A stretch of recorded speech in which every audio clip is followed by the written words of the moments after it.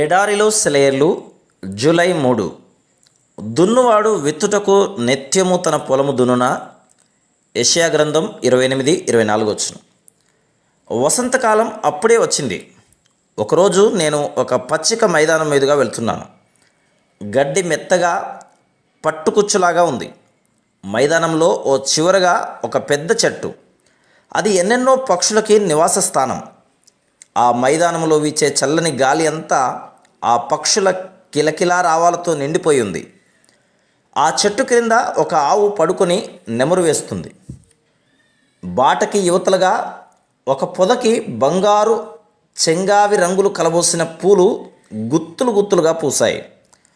దానిపై ఓ వైలెట్ పూలు పూసిన తీగ ఎగబ్రాకి ఉంది. ఆ ఫెన్సింగ్ను ఆనుకొని అలా నిలబడిపోయి ఆ దృశ్యాన్ని తదేకంగా చూశాను. ఇంతకంటే అందమైన గడ్డి మైదానం, అందమైన దృశ్యం మరెక్కడా లేదనుకుంటా. తర్వాత రోజు కూడా అటుగా వచ్చాను. చూస్తే ఏముంది, అంతా నాశనం. ఒక రైతు నాగలి నానుకుని నిలబడి ఉన్నాడు. అంతా వికృతమైన నాగటి చాళ్ళు. మెత్తటి పచ్చగడ్డి స్థానంలో బయటికి వచ్చి నగ్నంగా కనిపించే ముదురు గోధుమ వన్నె మట్టి. పక్షుల పాటలకు బదులు అక్కడక్కడ కొన్ని కోళ్ళ పురుగుల కోసం నేలని మట్టగిస్తున్నాయి. ఆ పూల పొద, వాయిలెట్ పూలు పూసిన లతలు ఏమైపోయాయో. చాలా బాధపడ్డాను. ఇంత అందమైన దృశ్యాన్ని పాడు చేయడానికి ఈ రైతుకి మనసెలా ఒప్పింది? అంతలోనే ఒక అదృశ్య హస్తం నా కళ్ళు తెరిపించింది. నా మనోనేత్రాల ముందు ఓ రూపం కదలాడింది.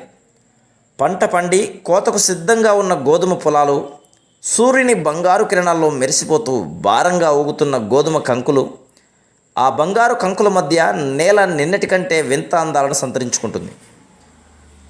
మన పరమ సేద్యగాడు వచ్చి మన హృదయాలను నాగలితో లోతుగా దున్నేటప్పుడు మనకి ఎంతో అందంగా కనిపించిన వాటిని త్రవ్వి వేళ్లతో సహా పెకిలించినప్పుడు, బాధగా చూస్తున్న మన కంటికి ఆ ఎర్రని నేల మాత్రమే కనిపించినప్పుడు మనకి ఈ దర్శనం కలగాలి.